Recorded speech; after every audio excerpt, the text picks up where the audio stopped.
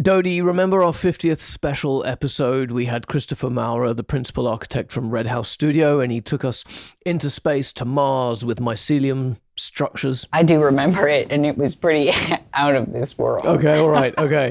This is a pun-free episode. No, don't okay. say it. But look, I promised at the end of the episode we'd have more on mycelium, because what's not to love about more mycelium? When I spoke to him, we ran over because it was just so much to talk about this extraordinary organism, or this group of organisms that are fungi. And we figured that you are like Connor and you cannot get enough. So here comes your bonus fungi episode. For all you shroom heads out there, fungi part 2.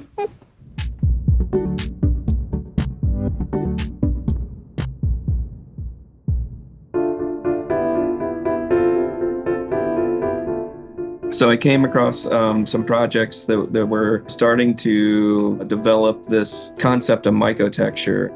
This, as we know, is Chris Maurer, principal architect at Redhouse Studios. In 2009, an artist named Phil Ross did a installation in Germany where he built a very small structure inside of a gallery that was living mycelium blocks, and there were reishi mushrooms growing from the blocks, and then they would actually harvest these reishi mushrooms and make tea in the gallery while this exhibit was going on. So it was functional, it was experiential, and it was, performative in the sense that you could actually have a bolstered immune system from this experience in the gallery.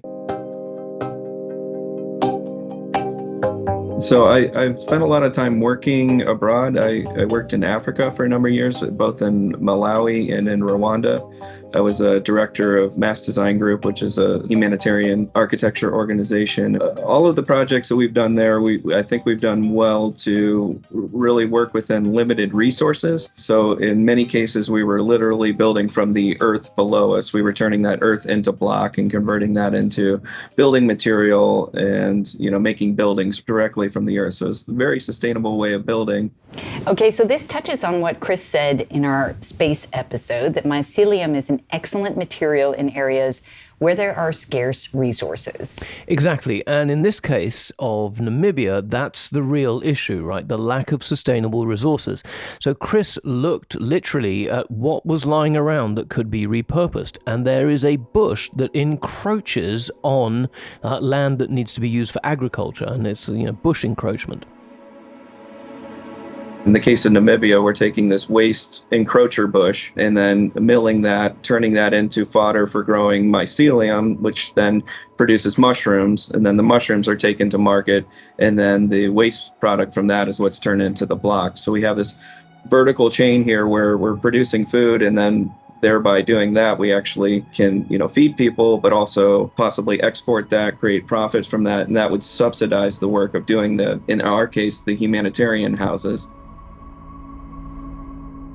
Oh, wow. So this isn't just a possible source of housing, but this is something that could be used for food and creating an economic ecosystem. I know, it's the integration of another organism into, our system of living. It's amazing. The more I learn about mycelium and fungi, I just can't believe that there's just more to learn. Well, you're the first one to say it. Every day is a school day. Exactly. And this process of finding the best materials to work with mycelium, that's a lesson in itself. So we always pair up the substrate and the fungal species depending on what the project is. In the case of Namibia, they have this encroacher biomass that needs to be utilized. So we have that as the substrate, and then what we decided would be the best fungus to grow is actually the oyster mushroom. So this is a gourmet mushroom. It's delicious. You can utilize it in almost any dish as a meat substitute. And interestingly enough, it uses the least amount of water to produce the amount of protein in that of any food there is, really. Even, meat goes toe to toe with that because meat requires so much water to produce the amount of protein it is. So in a desert environment like Namibia, we have this waste resource that we can utilize, and then we have this food material that is going to augment food security, but also help to address water security. Oyster mushrooms. I know somebody who grows those. Yep, we're a big fan of oyster mushrooms. They'll eat pretty much anything, and they are delicious. Okay, but aside from the taste, the fungi could also provide a water resource. And with climate change, rising temperatures, this is so important. We've spoken about this before, and nature is wonderful in fixing the problems that humans often create. Yeah, if only we could just stop making these damn problems. Most of the times when folks are making materials, they use the reishi mushroom because the mycelium is the strongest with that, or tends to be very strong with any polypore. But reishi is a really accessible one to grow and creates a product that is good for either medicinal use or for augmenting your coffee or tea with a little bit of immune boosting chemicals.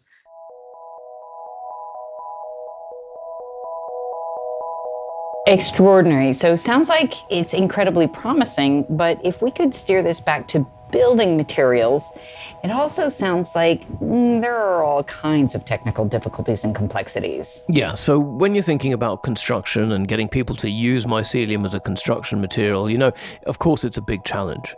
If you turn up to the site and present your client with a few mushrooms and saying, hey, these little guys will be strong enough to hold up your house, You can call them crazy and say, be on your way. Yeah, exactly. But these mycelium-based materials are stronger than concrete. With our project in Namibia, we started a large store of the bricks that we're making. And, one of the bricks that's made from the waste of mushroom cultivation. Bricks like these that we've tested in our laboratories have a compressive strength of about 26 megapascals.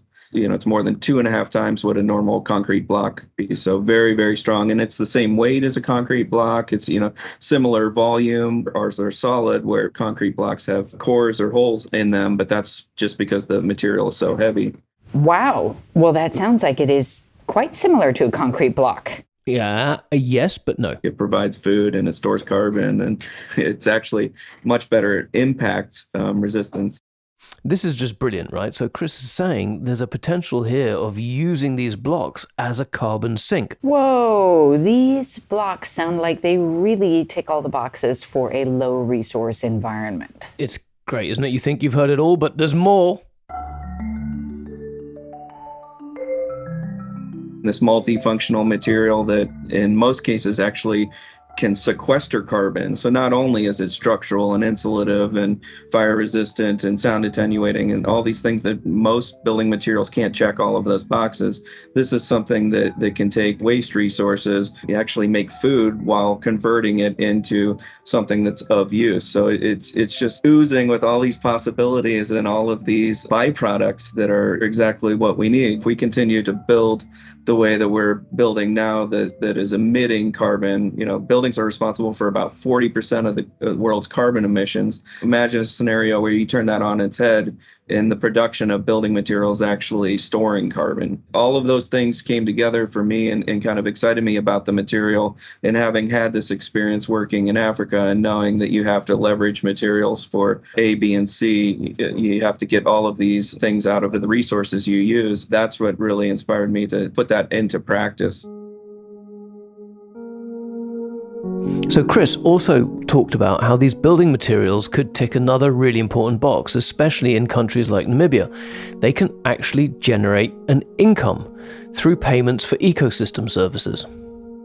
And those are ways of saying, okay, now if you're taking this product and you're actually storing carbon in that, we realize that you're not going to be able to compete with the huge carbon emitters, but we can pay you for that carbon storage. So that can go all the way from the farmer that actually thins the bush, that regenerates the wildlife refuge, and then that goes all the way to the person that makes the block at the end of the process too.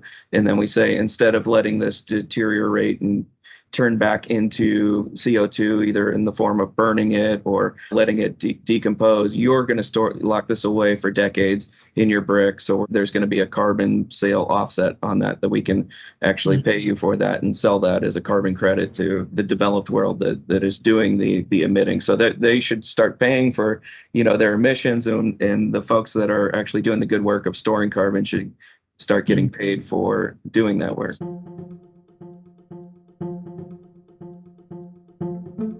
But Redhouse Studio is based in Cleveland, Ohio.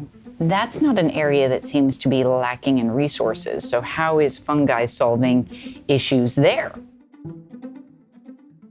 We have a project in Cleveland where one of the waste resources we have here are actually abandoned homes. We've always had a problem with the city thinning out. During the mortgage crisis in 2008, that became exacerbated. And we have a group here called the Cuyahoga County Land Bank that demolishes around 175 houses every month. So all of this waste material is going to landfill. So like Chris says, he and his team are actually developing a way to take the waste material, the suburban and urban waste material that he's talking about, and use mycelium to remediate and reconstitute it into new building products. So in this one, we're not using it to create a product like a mushroom, but we're using it to do a service like remediation. And the way that works is when the mycelium grows, it secretes enzymes, and those enzymes can break down petrochemicals that are already in the built environment. And along with the mycelium actually uptaking things like heavy metals, we add some other biocomposites like biochar that can start to chelate things like heavy metals like lead and cadmium and arsenic that are in the built environment. And so thereby you make a material that then is actually safe in its use, but also safe in its disposal. We've done some tests where actually putting it through a landfill type characterization test, it shows that the leachate that comes out of the materials after this process significantly reduce the amount of metals that would go into the landfill itself and then into the water.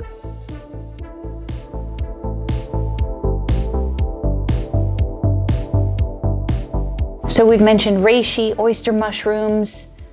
Does Chris have a favorite mushroom? Everyone has a favorite mushroom. Sorry, stupid question. I love the taste of chicken of the woods. I like cooking that. I grow almost exclusively reishi in my workshop in Cleveland. There's this Acacia mellifera in Namibia, and we tried a whole bunch of things, but it's actually good fodder for reishi or oyster. But, going to look towards food security, oysters are obviously a better bet. It's also very hard to find reishi spawn in that part of the world. So we can get oyster spawn coming from South Africa. I also have a favorite mushroom recently discovered to make. It comes from birch trees. Oh, does it? Chaga. Chaga mushrooms. Yes. Have you been drinking chaga tea? I have. And how do you feel? I haven't been drinking it regularly enough to feel a difference, but I believe that it's going to be a superfood. It's going to turn me into Superwoman. Are you ready? Again?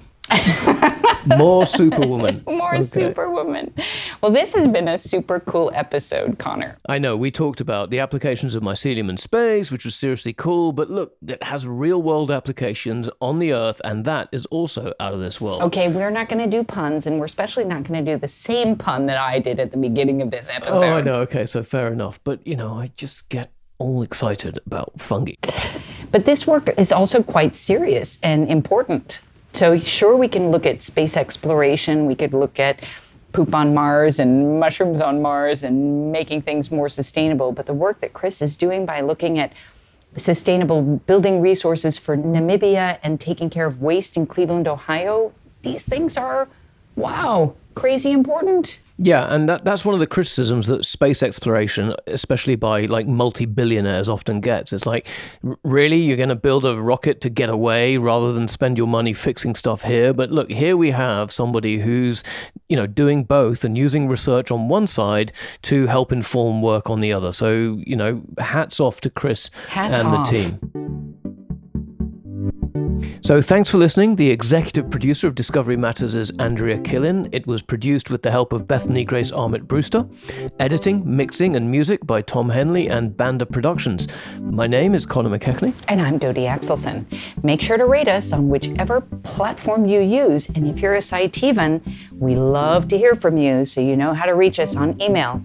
We'll see you when we come back with another episode of Discovery Matters.